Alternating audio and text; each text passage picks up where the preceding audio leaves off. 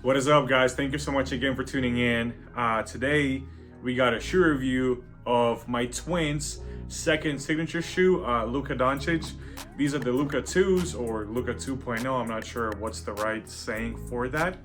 But without further ado, let's get to it. Let's open up this box and pull out these Luka 2s. Okay, so starting off with the looks. I'm not mad at it, okay? Not mad at it. In my opinion, it definitely looks better than his first signature shoe. His first shoe was almost a little bit too lazy on the aesthetics and the design. So I think this is definitely an upgrade from the first shoe. And there's like this green colorway in this shoe that I really like. So I'd say on the looks, I'd give it like a solid 7.5 out of 10. Not bad at all. I kind of like it. So looks is 7.5, right? So now let's start with what to me is the most important part of the shoe, and that is, ladies and gentlemen, traction. Okay, so traction, on this shoe, it's like this translucent traction, which, in my experience of testing shoes for the past couple of years, translucent outsoles are usually known for not having a very good grip. Okay, it's usually like solid rubber shoes, in my opinion, that always have better traction. But to my surprise, this one performed pretty good. But just a little disclaimer, I did clean the court on the day when I was testing these shoes out, and then I tried wearing these on the day when the court was a bit dusty, and this shoe kind of let me down a little bit. I had to do a lot of wiping because this shoe was picking up dust pretty quick. So I would say, if you're playing on a fairly clean court, the traction is pretty good. Like they squeak nice too, which is to me a big part. I love a really squeaky traction. But on a dusty floor, just be ready to wipe the outsole a lot, because unfortunately these do pick up dust quite a bit. So but other than that, I mean, maybe it'll break in and it'll become better. But I've just found that that doesn't really happen anymore with shoes. Like, I've had some of my Dame 7s and Dame 8s, and I was trying to break them in for the longest, and it just wasn't getting better. And then I had Giannis's, the Freak 4s, and was trying to break them in a little bit, and was the same thing. It didn't get better over time. So I'm not sure if that's going to be the case with this one or not. But clean courts, it's pretty good. Dusty courts, not bad, but you would have to do a lot of wiping. So now, moving on to the cushion. That's where I wasn't really pleased with the shoe. I'm used to very, very cozy cushion setups. So like, I'm used to like full length boost or whatever they use on the way of weight. So like, I'm used to very nice and cozy ride when it comes to my cushion. This one, I mean, it wasn't awful, but it wasn't great either, right? So in the forefoot, it's definitely, there's much less cushion, and it doesn't feel, as comfortable, as cozy. In the heel, there's definitely more cushion, definitely more compression. But for the cushion, I wouldn't give it any higher than 5.5, 6 out of 10. I mean, and I think even like 6 will be stretching it. But I mean, it's responsive, right? So like, it ain't bad, and I haven't hooped in it like for a very long time, so maybe it will break in some more, right? And start, having a little bit more, what do you call that? I forgot that word. It will compress some more, right? Like when you like more of a stepping comfort.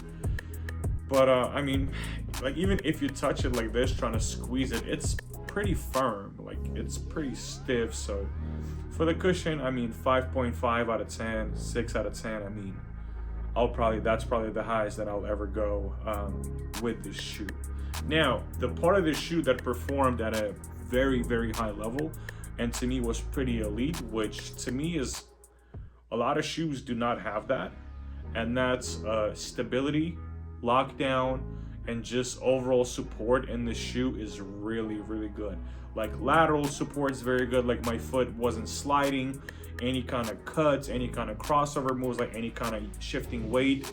The shoe was holding my foot in place. It has a nice little outrigger here, which is like very good for like lateral support. And all these like overlays here, like it's all gonna support your foot really, really good.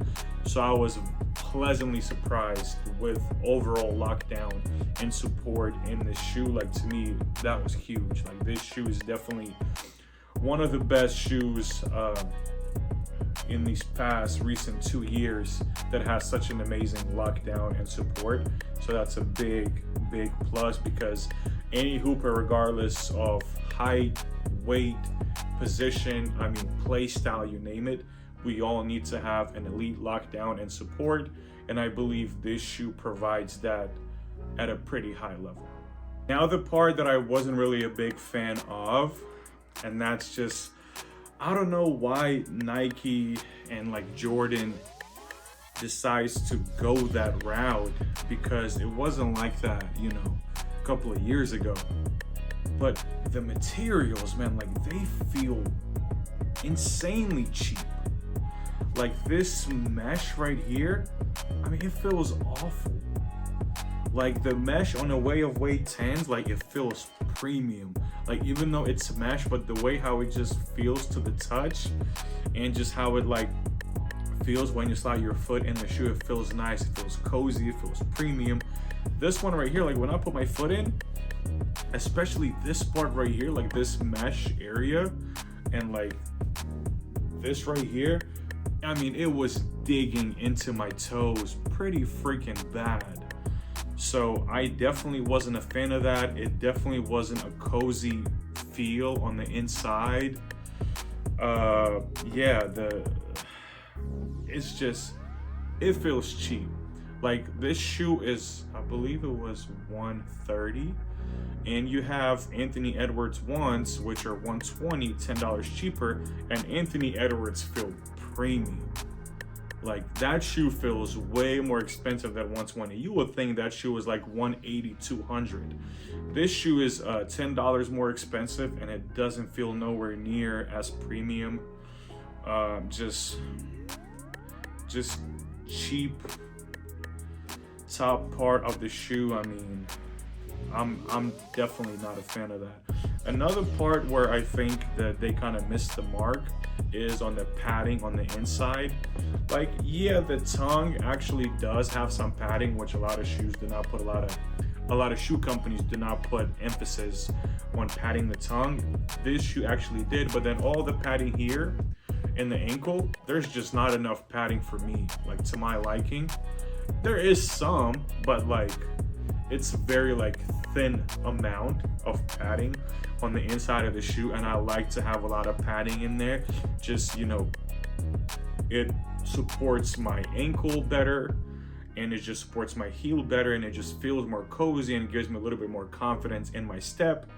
This right here, I feel like it's gonna bottom out pretty quick, and it's gonna start digging into your ankle and into your heel at some point, I think. I mean, so I definitely feel like they could have padded it a little bit more here.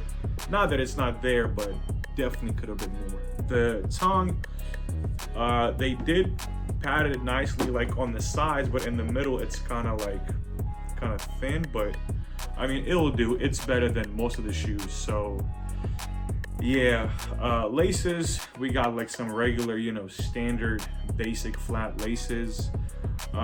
They hold decent, right? Like it's not like they were getting like untied or whatever when I was hooping and testing this shoe out. So laces were fine. Now, from durability standpoint, I don't know.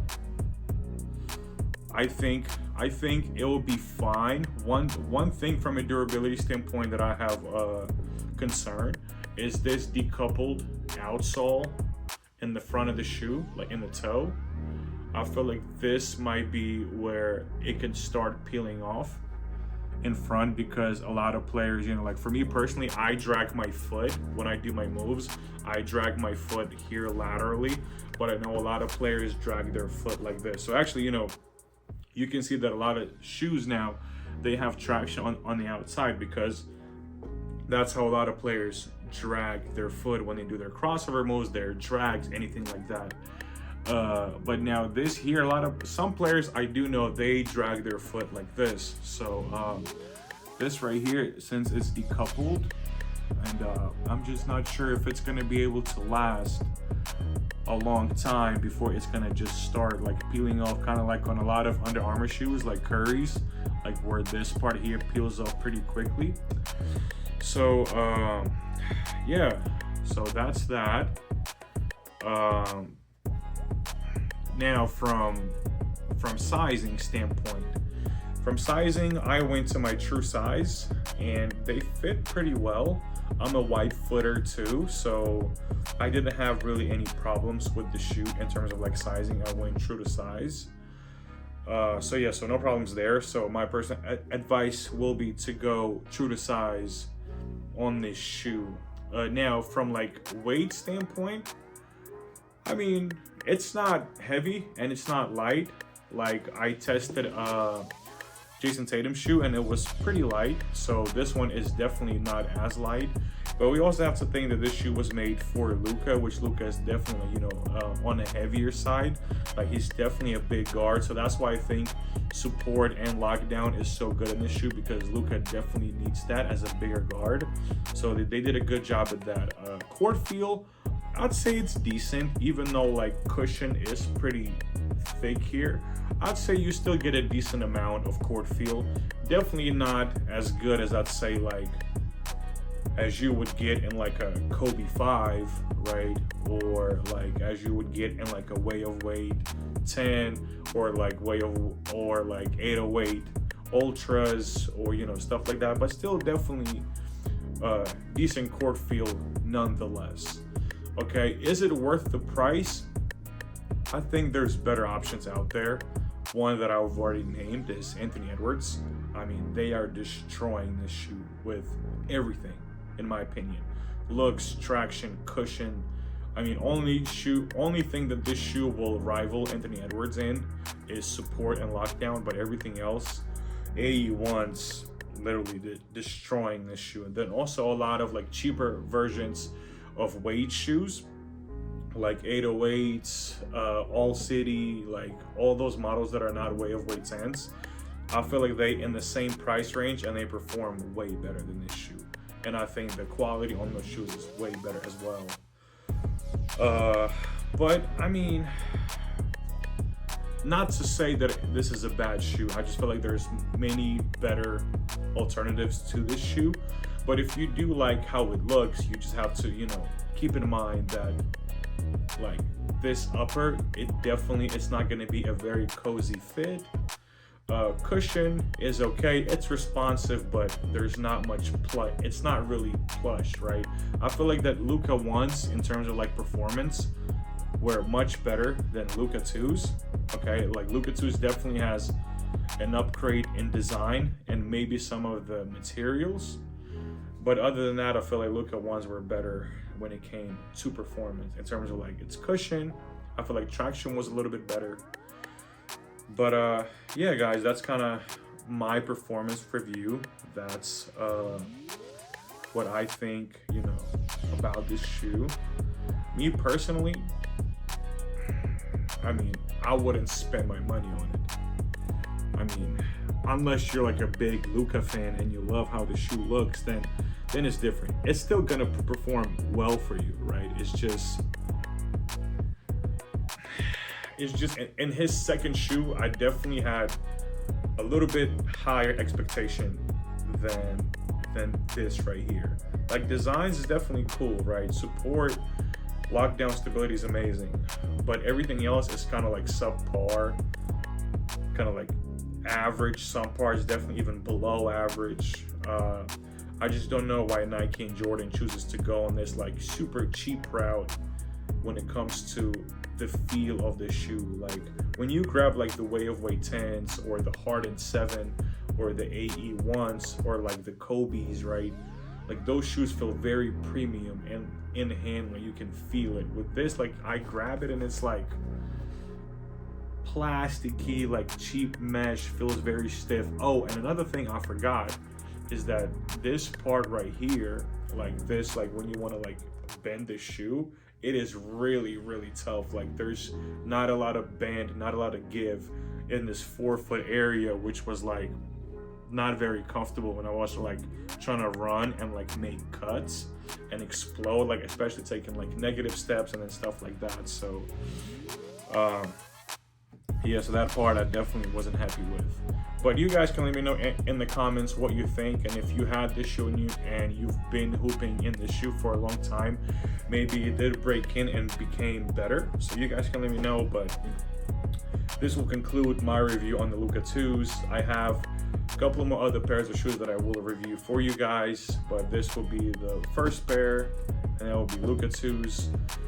Overall, I will give it a strong 6.5 out of 10 overall. I definitely think they have to improve on a couple of things here that I've already named. So hopefully his next signature model will feel a little bit more premium and will have, you know, a little bit more upgrade in terms of the cushion, the materials in the upper, and maybe just less stiff, I would say. So yeah, guys, please let me know in the comments what you think. Thank you so much again for tuning in, and I will see you guys next time. Let's get it.